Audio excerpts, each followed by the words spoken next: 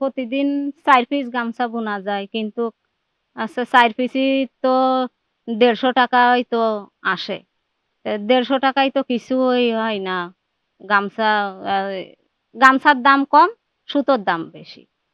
সুতো কিনতে গেলেই সে গামছার দামই সেই যে দাম দেয় তার সাথে আছে সুতো দিয়েই চলি। তারপরেও আমরা করতেছি যে সংসার চলে না, তারপরেও বাইরে কোনো কাজে যাইনি। এই কাজই করি। তারপরেতে যদি কোনো অনুদান হয় তো আসতো। তাহলে আমাদের বিষয় নিয়ে একটু ভালো হতো হয়তো। ছেলে-মেয়ে নিয়ে করে খাতি পারতাম তাই। বান্ডেল থাকলে প্রতি সেনমানিতে টাকা বাঁচবে। বিকাশ সেনমানি বান্ডিল কিনে জিতুন প্রতি লেনদেনে।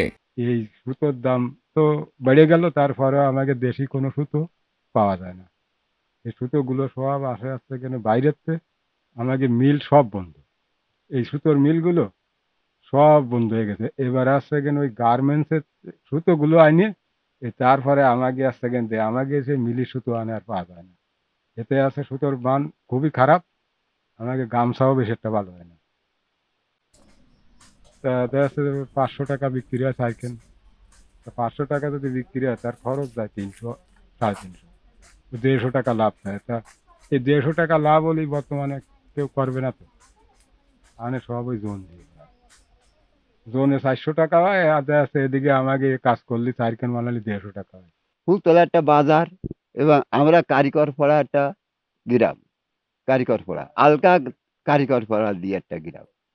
কিন্তু আমাদের এই যে গ্রামে বহু তাঁত ছিল, প্রতি ঘরে ঘরে ছিল তাঁত।